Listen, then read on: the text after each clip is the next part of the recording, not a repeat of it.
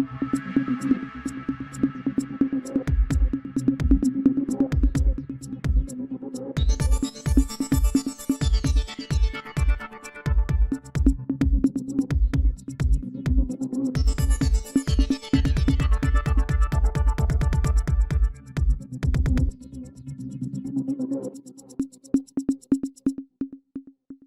evening, viewer. Welcome to our Glory Globe TV. Here's the breaking news.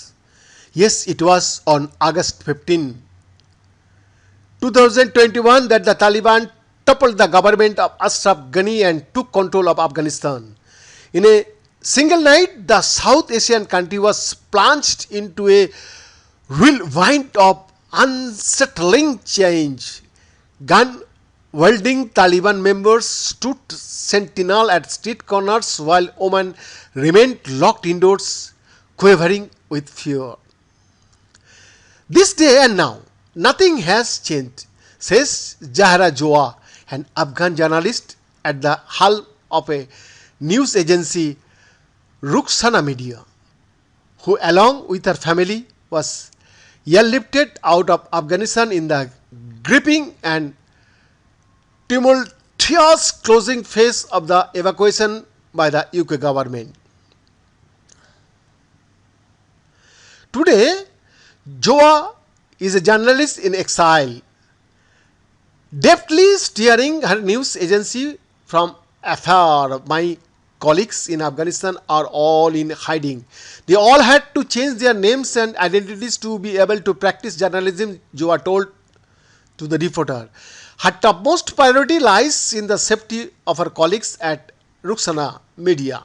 Women in Afghanistan are carrying the heavy burden of the Taliban's deeds, Joa adds. In her formative years, schooling options for girls were scarce in her village. Undaunted, Joa embraced a unique path, disguising herself as a boy for almost 5 years to claim her education. Every day, I had worked for 2 hours to get to school and another 2 hours to return, she recalls. I was fortunate my parents stood by me.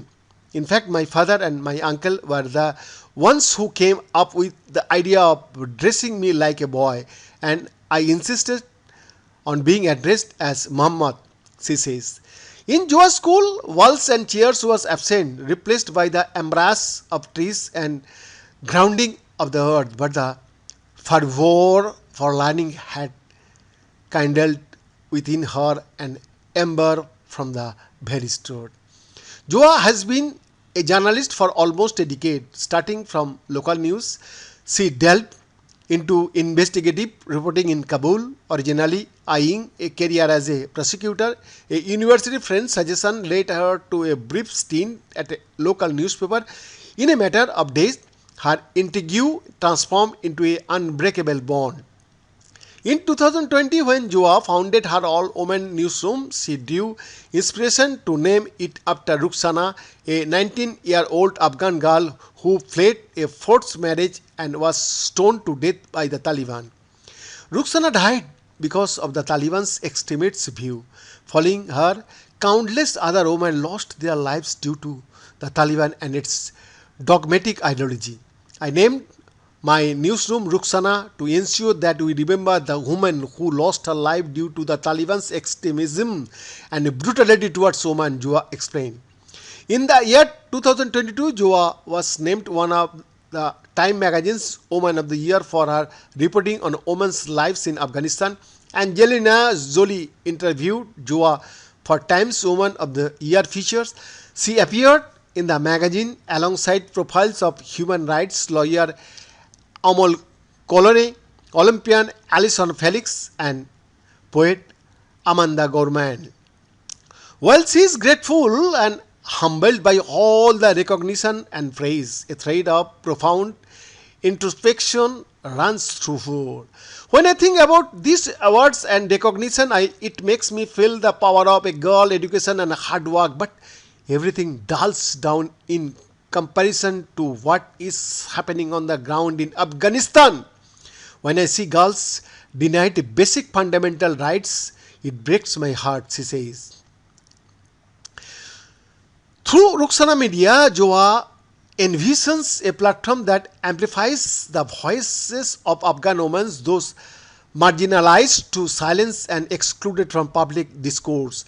I wanted to show that women, especially women from an ethnic minority like me, could be active in public life. Our goal is to create conversation around Afghan women. Most of the time in my country, women are so silenced that they do not find opportunities to discuss their problems and worries.